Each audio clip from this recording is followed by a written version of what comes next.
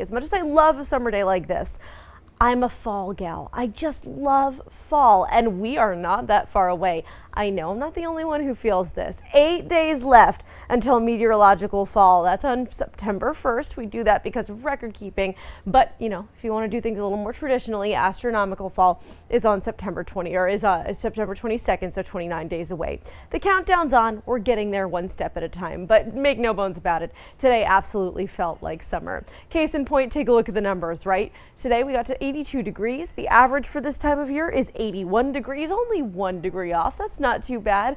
Low temperature at 60. We should be at about 63. And honestly, we're going to keep up with those numbers, being very close to the average as we head into tomorrow. We'll start with this. Satellite and radar, super calm, super quiet. There's really not much to talk about. And I love when we have nothing to talk about on satellite and radar because it means you get a nice calm evening. So enjoy that. Maybe you want to do a little stargazing, go out for a late night walk or something like that. Highly recommend. It's going to be absolutely stunning. 61 degrees. That's where I'm putting you for the low temperature. Mostly clear, somewhat cool, although not quite as cool as what we saw earlier this week. Still a nice night. Tomorrow, also pretty nice. Feels like summer once again. Not only are we going to be back in the 80s, but I will say humidity is going to tick up just a little bit. You'll notice 83 degrees as we head into Providence, looking at 79 degrees in North Kingstown, and even Newport at 76, a little bit cooler as we head toward the water. On that note, let's talk about a little water falling from the sky. Chances of rain as we head through the next couple of days. Again, tomorrow it's more about the humidity and the heat. You'll still get plenty of sun. It's a great day for the beaches, I'll tell you that. But it starts to get a little tricky once we head into Monday. Not only do we see that greater uptick in heat and humidity, but those are two ingredients for thunderstorms, and we do have enough energy to spark a couple storms. Let me show you as we get to Monday afternoon and evening. That's when things really start to get a little bit busier. You'll notice this is at 1 p.m. and we're starting to see a couple showers pop up in southern New England. This disturbance, again, with just enough energy to give us a little bit of oomph as we get into the afternoon. Here's a look at 3:30, and this is where things get a bit juicier and I get a little bit more concerned.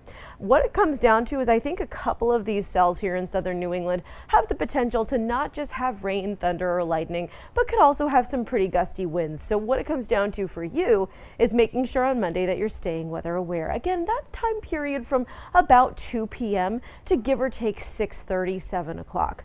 Once we get to the late evening, things really start to die down. But I just want to make mention again, some of these storm cells could be a little bit nasty. The SPC, the Storm Prediction Center, has issued a marginal risk. That's a 1 out of 5 risk for severe weather for really a good chunk of New England weather. We're talking about our friends up in New Hampshire and Vermont, even into parts of southern Maine, across the Bay State, back into the Ocean State, and even our friends in Connecticut as well under that risk. And just a reminder for those of you who maybe aren't too familiar with severe weather, is it severe? Well, that basically depends on the wind and hail potential, tornadoes as well. Of those three things, I am really only looking at wind. That's the good news. Bad news is, again, Monday could be a little ugly. Just be prepared. Tuesday, we go back to really just humid, and that's about it. By the time we get to Wednesday and Thursday, we bring a couple storms back into the picture. Not big, bad, really problematic storms, but it's not perfectly clear and sunny, so keep that in mind. Otherwise, not a bad end of the week. Friday looks pretty great, 75 and sunny. I'll take that any day of the week. Almost a repeat Saturday, although we could have a shower or two early in the morning.